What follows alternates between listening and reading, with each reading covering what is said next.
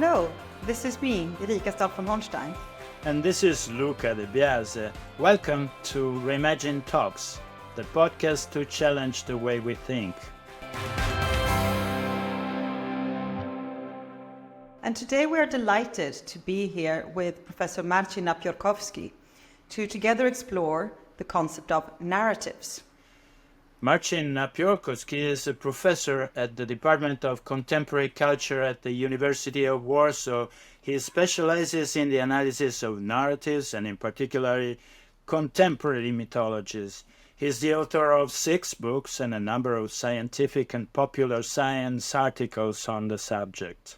He is a contemporary mythology scholar at ReImagine Europa and is co-directing the first European narrative observatory to combat disinformation and polarization in Europe systemically. The acronym is NODES, together with Professor Andrzej Nowak. Well, Marcin, thank you very much for being here with us today. Narratives are an extremely powerful tool, but they're often misunderstood. Can you maybe start by letting us know what do we mean when we say and talk about narratives, and why are they so important?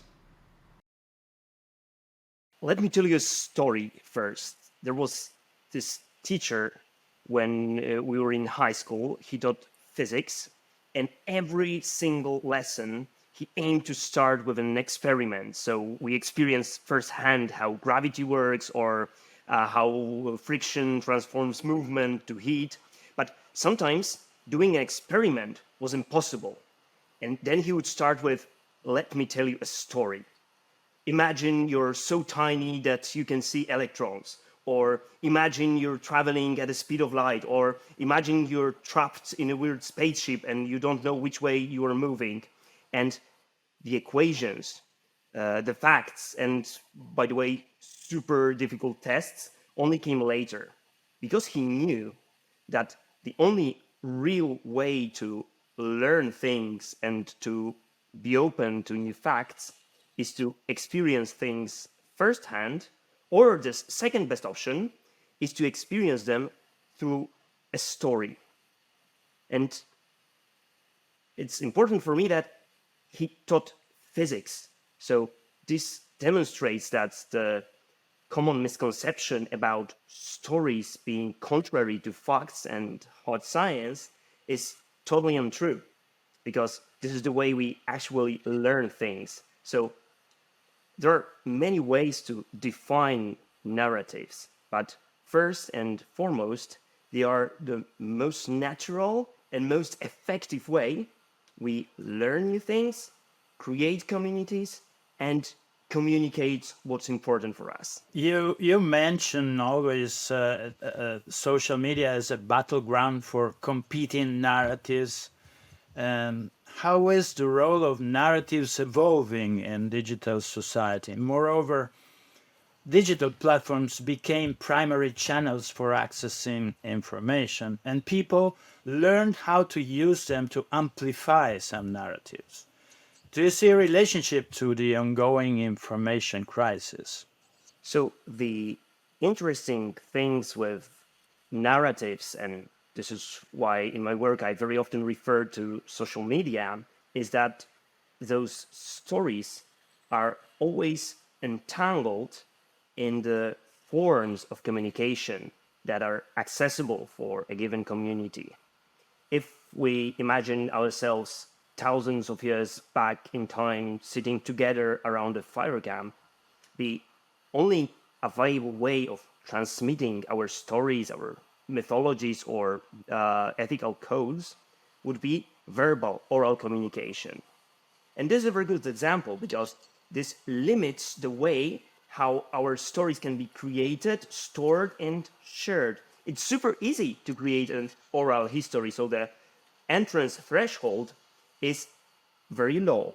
But then, to keep it alive, you have to repeat it every night or every year to transmit it from generation to generation. So the energetic cost of keeping the story alive is very high.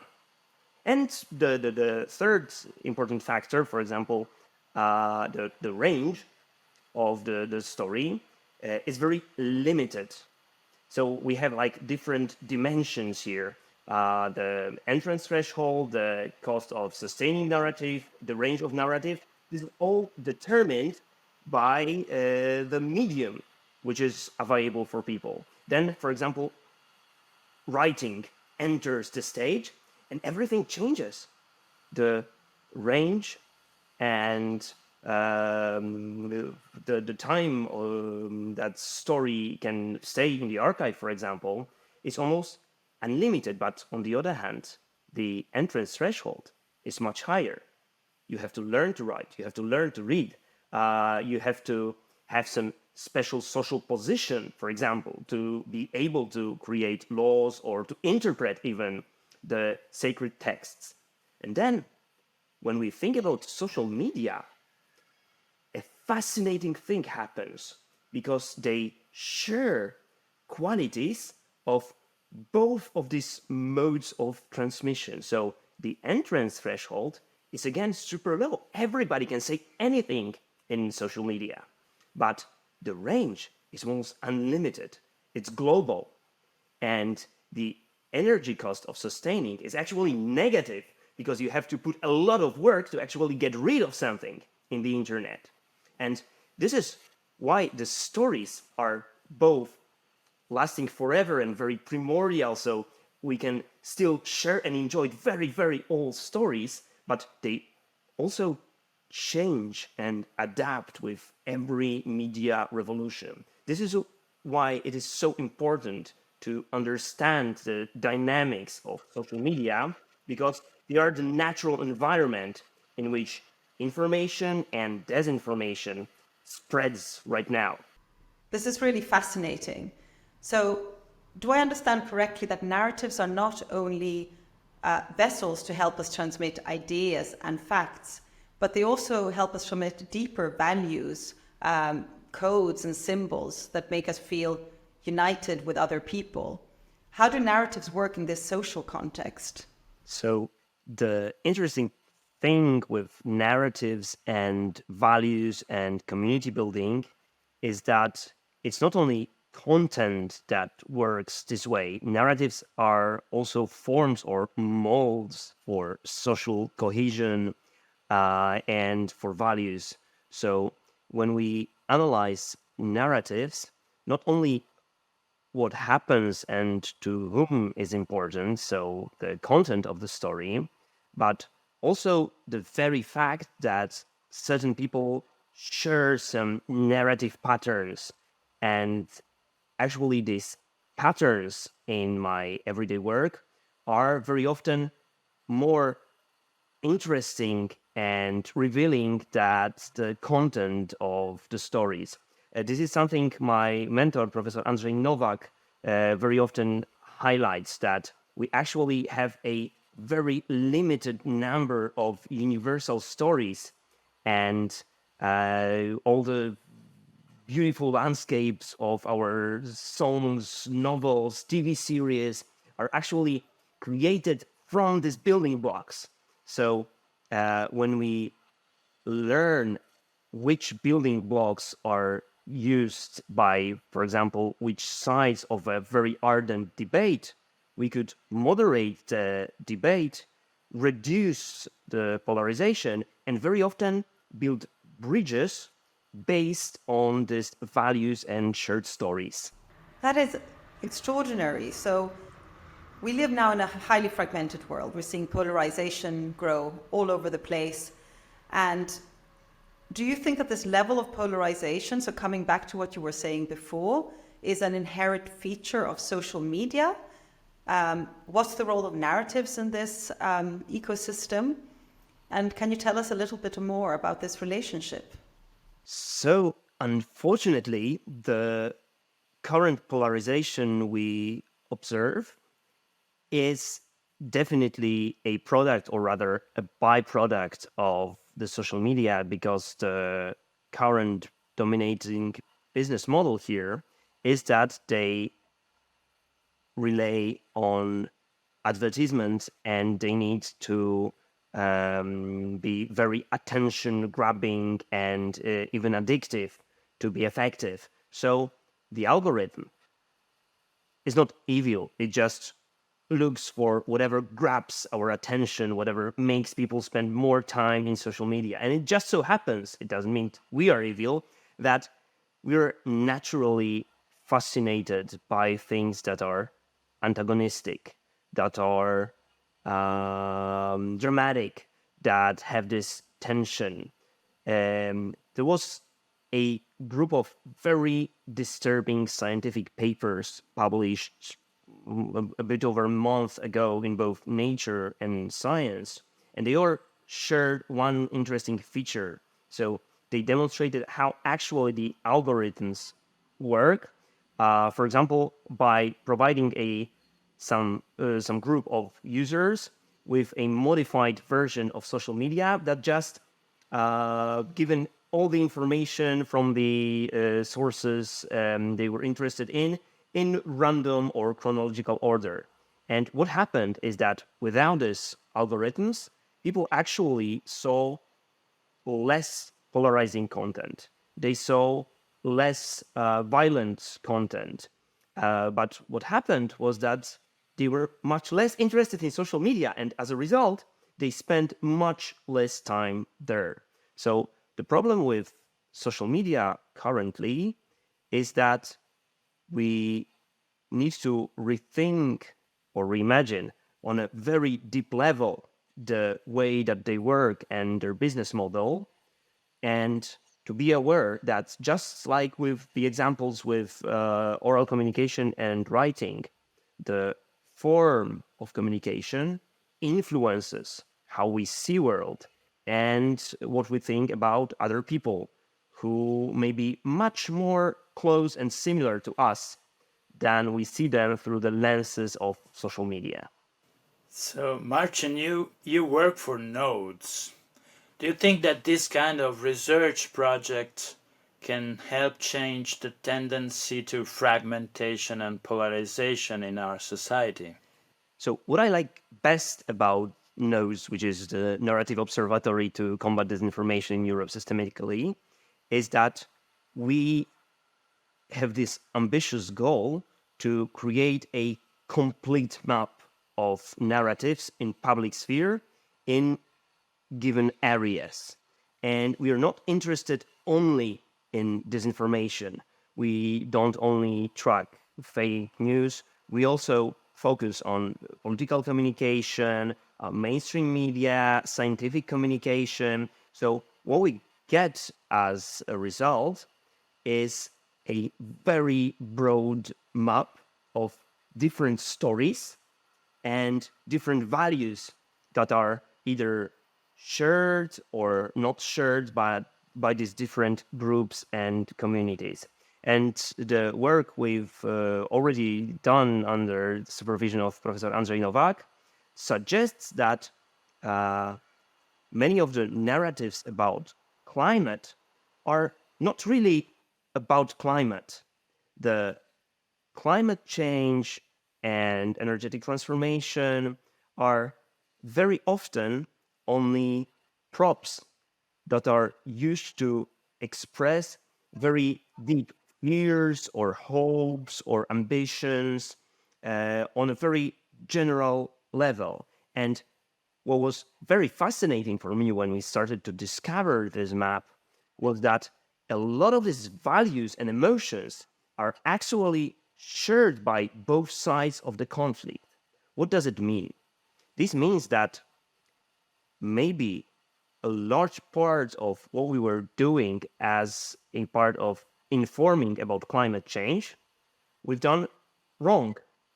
Because instead of building bridges and appealing to the values that are shared by these people, we're building walls and antagonize them by creating a polar distinction into two camps, those who are right and those who share fake news. And again, I started this all with the example of my physics teacher. This is not about negotiating facts. The facts are there, and serious scientists are doing their best to get as much information about climate change as we can. But again, we never see pure facts. We always start with, let me tell you a story.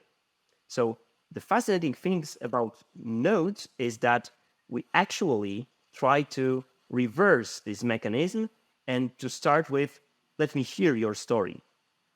Please tell me your story.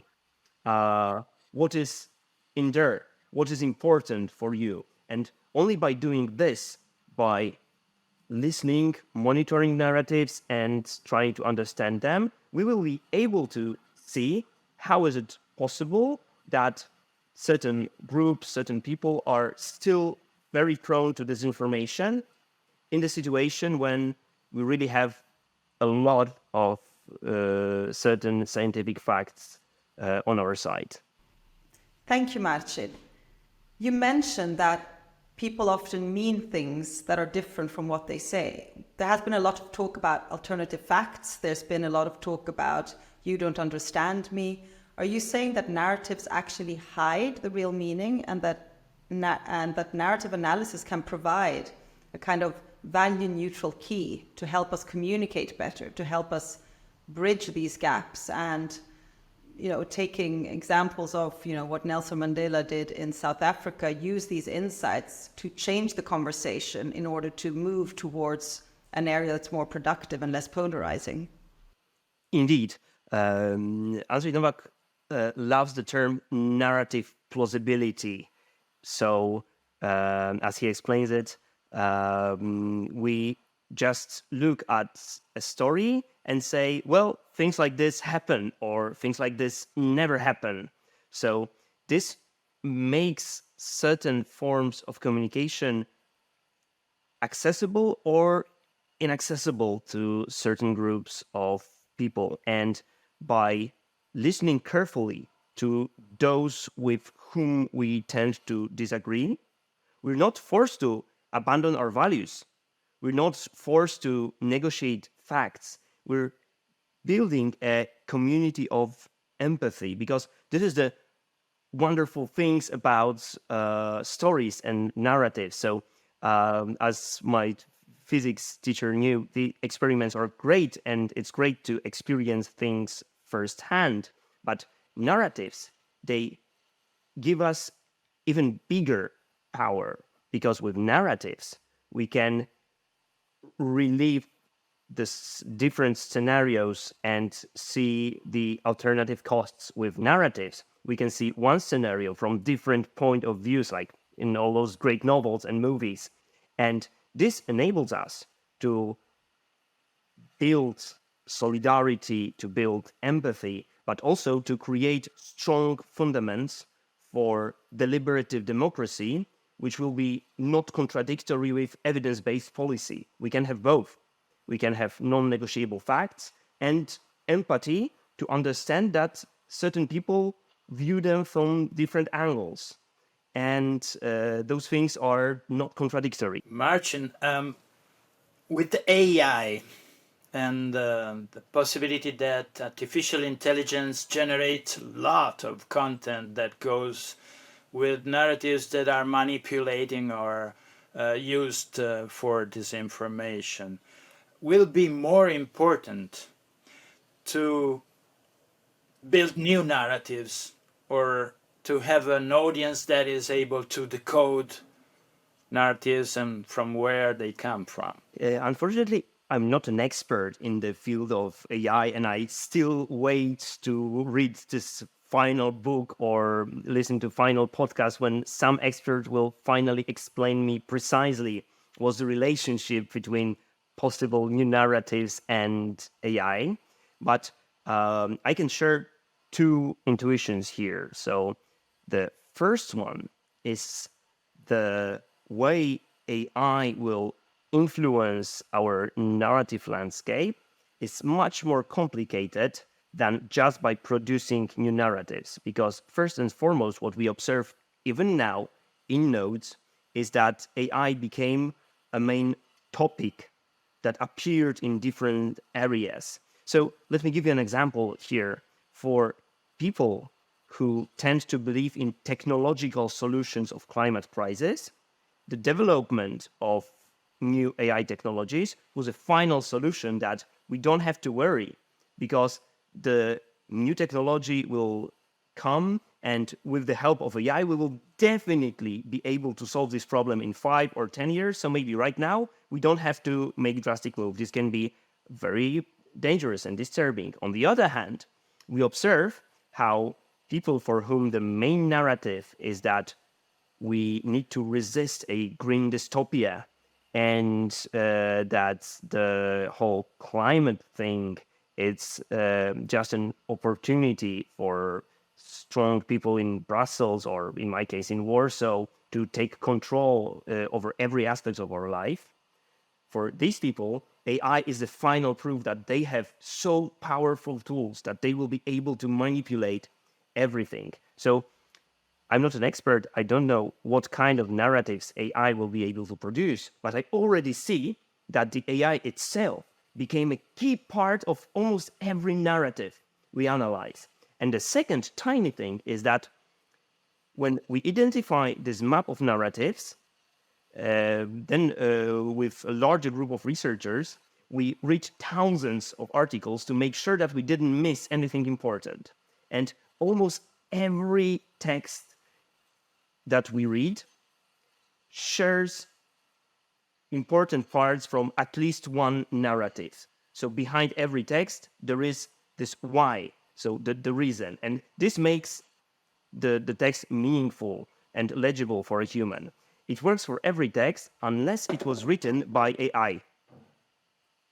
So there is this fascinating group of texts that we encountered that all the facts were there. And there was one paragraph and second paragraph, and they seem to make sense. But then we read the text and we say, like, but where is the why? Which narrative is that? They just go in different directions and there is no coherent story. And I don't have proofs that these were actually texts created by AI. But then when we retry it and try to force ChatGPT to write short articles like this, they were very similar. What they lacked was not meaning, not facts, but this deeper layer that is entangled in narrative, in this reason why. Why do I tell this story? Why do I share it? Why do I care? That's amazing. The fact of narrative coherence can be one of the key things to see if something is produced by humans or not. If you had one last sentence and phrase to describe why you think narratives are so important, what would that be? That's a tough question. Sorry. Again, I would highlight that this will be 3 sentences because I like to think about it in a form of a triangle. So first, narratives are important because they enable us to communicate. So we use them to communicate in clear way, to be interesting, and so on.